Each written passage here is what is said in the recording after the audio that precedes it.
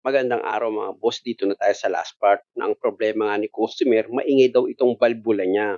Pero sa pag-check up na ginawa ko, hindi naman maingay yung balbula, yung makina ang maingay dahil nga sa matagal na rin siyang hindi nag-change oil. At may palya pa ito sa makina. Pati na mga pre, kung dito yung pakiramdam mo humihigop sa dalawa. Sa dalawa, kung dito yung humihigop, takpa mo ng daliri mo to. Takpa mo isa. Pakiramdam mo kung humihigop pa. Sabi lang. Alam humihigop. Alin? Humihigop yung daliri mo. Ay, humihigop yan. Wala, kung humihigop, doon mo lalagay itong galing sa tangke.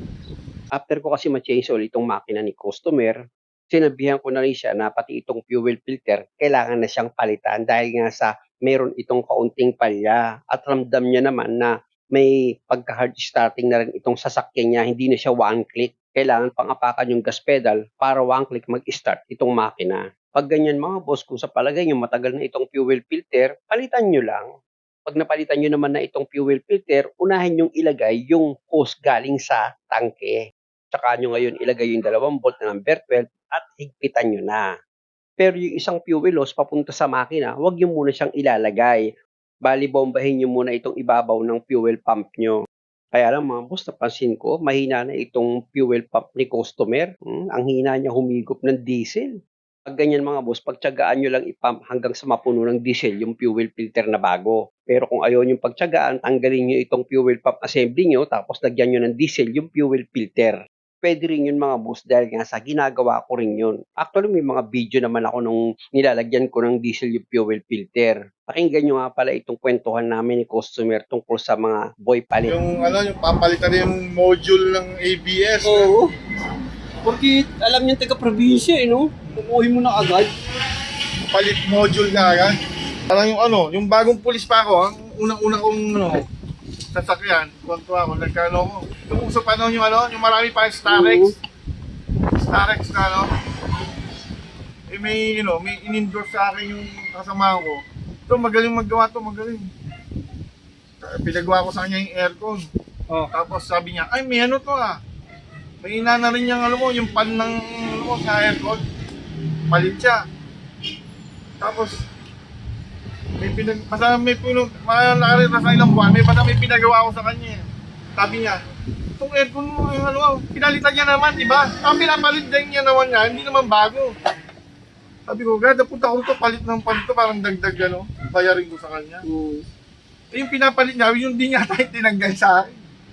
Ikakabit niya, sabi ko. Baka nakalimutan niya, pinalitan niya na rin sa akin. Ilagay ko muna itong pangalawang fuel hose. Nahuli mo ngayon? Oo, kaya hindi na ako umuli. O di ba? Nakita niyo naman, pulis na yan. Pero niloloko pa rin siya ng mekaniko. Tapos sabi na nag-comment, naninira daw ako. Hindi, magkalahi kayo. Kaya mo nga ipinagtanggol kasi nga ganun ka rin. Balik na ako sa trabaho.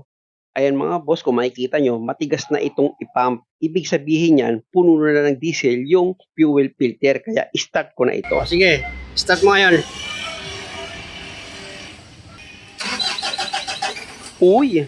Okay. Alam niyo mga boss, yung ganitong reaksyon ng makina, merong hangin yan dito sa injection pump o kaya dito sa linya niya na hindi matanggal-tanggal. Kaya pag ganyan, tignan nyo, pinapump ko ng ipinapump pero matagal bago tumigas itong pinaka-pump niya. Ibig sabihin talaga niyan may hangin. Kaya sa injector ako magbi-bleed. Tanggalin ko lang yung may hangin to kaya Gumamit ako dyan ng open rest na number 17 para maluwagan ko itong nut ang injector. Siyempre, pag niluwagan nyo itong nut, taasan nyo yung minor para hindi mamatay yung makina.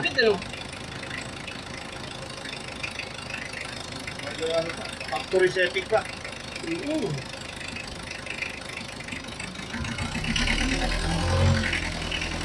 Ayun mga boss, kung makikita nyo, may hangin talaga ito.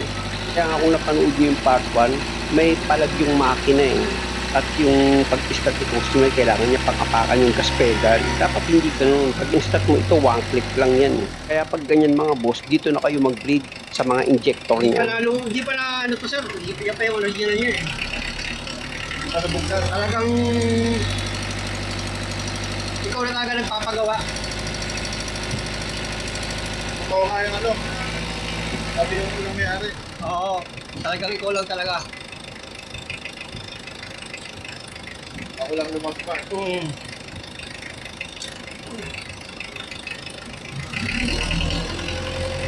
Kaya may konti na siyang palya eh. Biro mo anong model? 2014. Yung filter niya talagang original pa rin eh.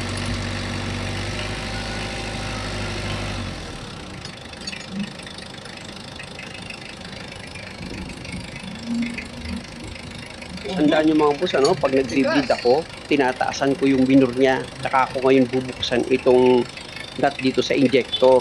Ayan yung niluluwagan ko. Pag pinalabas nyo nga yung hangin dito sa injector, taasan nyo yung binur.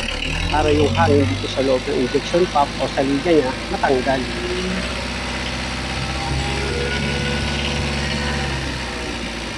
Lalaman nyo naman yan pag wala na siyang hangin dito sa injection pump. Yung under niya, titingin. Tapos pag restart nyo, one click na yan at wala na siyang palya. Ulitin ko lang, pag niluwagan nyo yung bawat nut dito sa injector para magpalabas nga kayo ng hangin, dapat yung binor, taasan nyo. Kahit na 1.5 RPM, okay lang yun para hindi mamatay itong makina.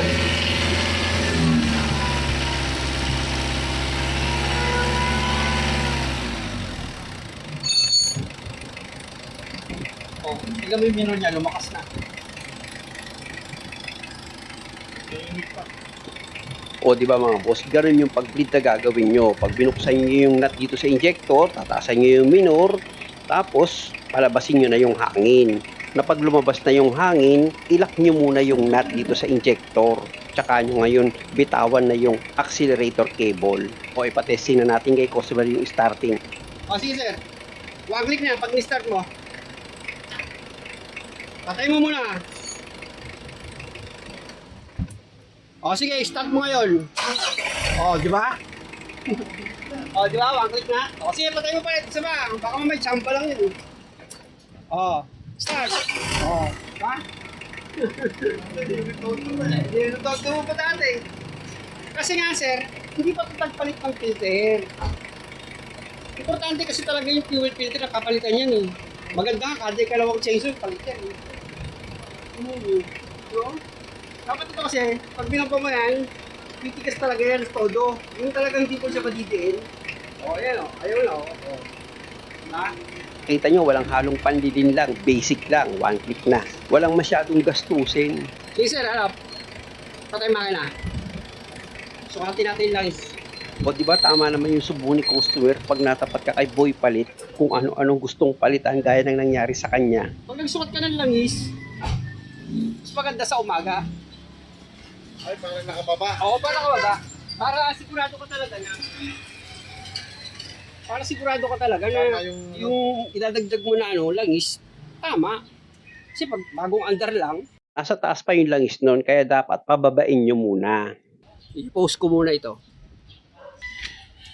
Okay. Yung comment niya, hindi na pala uso, di ba? Hindi na uso. Hindi na uso ang... Sinagot ko naman siya eh. Hindi ko naman napakita sa video na. Common sense naman pag nag-chainsaw ka, dapat palitan talaga ng filter pag marumi. Pag malinis, hanginan. Sir, Hindi ko pa sasabihan mo. Eksakto sir ha. Kalawang uwi. Ayun, tito mo, halata na talagang matagal ka magpa-chase oil. Kasi sa iba yan, yung ganun flashing ko, malinis na yan. Kaya sa susunod na pa-chase oil mo sa akin, malinis na yan. Hindi na yan medyo dark patignan. Kaya na, sobrang itim lang langis mo, kaya ganyan.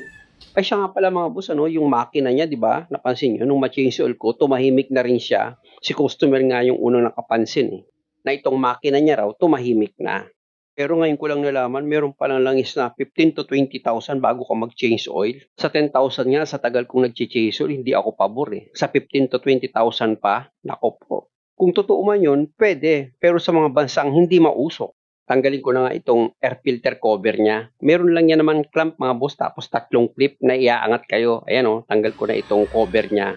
Tapos ito naman yung air filter, palitan ko na rin daw ayon kay customer. Ano sir, sa original pa to? Hindi na yata. Parang napalitan na.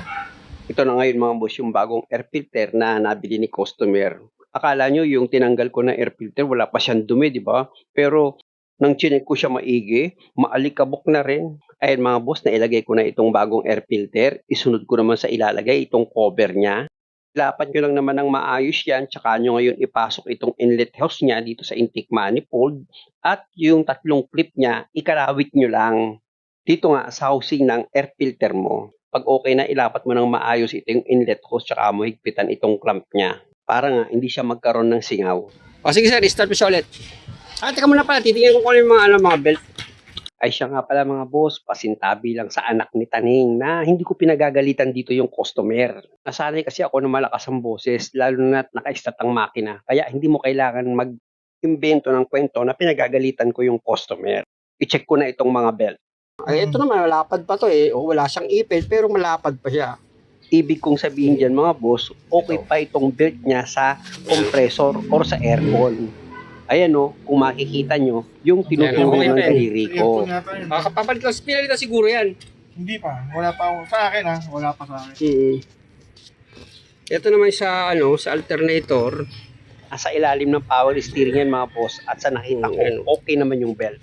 Okay naman eh, kahit niya adjustment, okay eh. At ito naman yung sa power steering belt. Sige nga sir, start mo nga, para makita ko nga yung pihit ng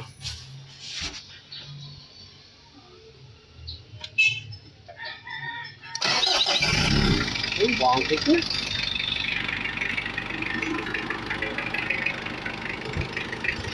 Tapos, kung may pressure naman, mapapasin mo ito, masyado siyang matigas. Sa'yo, lambot oh. Pag ganyan, okay ang cooling system yan. Aircon mo.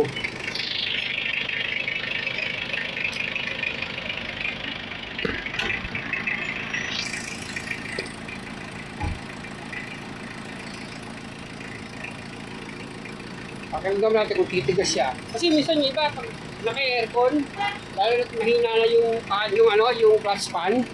Ito yung clutch pan, mahina na yung buga.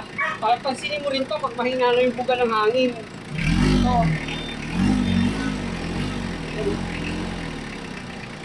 Pag mahina na yung buga niyan, yan.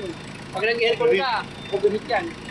Makapansin mo, pag nag-overheat ka, pag naka-aircon, pisilin mo to. Pag hindi mo na ito mapisil, yan, ayan, natali yan, sabihin. Issue na yan. O kaya, switch mo muna yung makina. Switch off mo yung makina.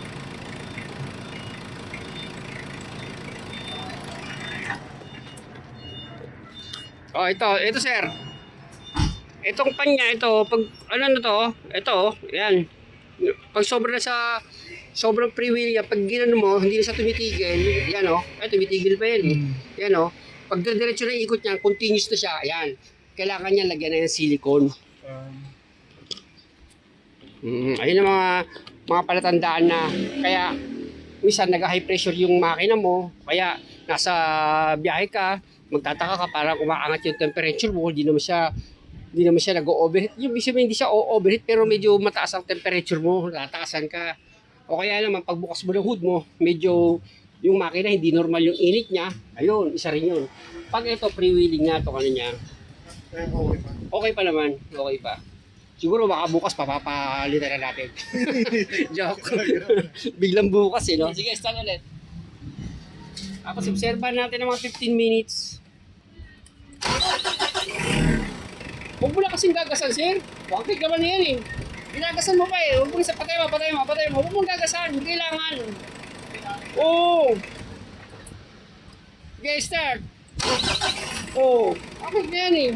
Huwag mo sanayin yung pag nag-start ka, ginagasan mo. Mainit na yung makina. Kahit na. Kahit na. Kasi kapag sa umaga naman, pag nag-start ka, heater naman yan, di ba? Oo. Hinihintay ko mag- Oo. Hindi na kailangan gasan yan.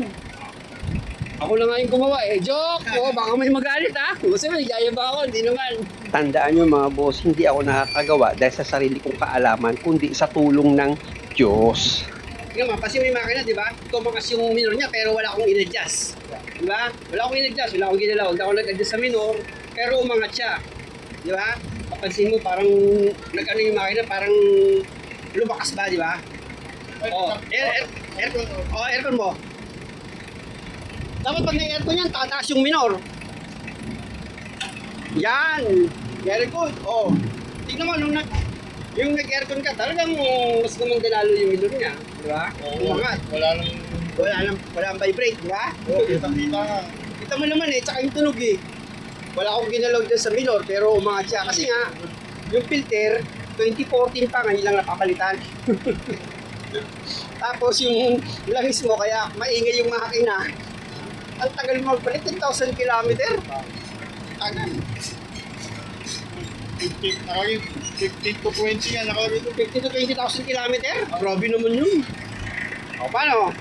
Maraming salamat sa panonood mga bossing. Okay ito sa sakyan ni customer. Dahil nga sa problema niya, umingay yung makina. Tapos nakita niyo naman, medyo nagkaroon ng palya. Pero okay na siya. Muli, maraming salamat sa panonood. Sana huwag niyo kalimutang mag-subscribe sa channel ko. Maraming salamat!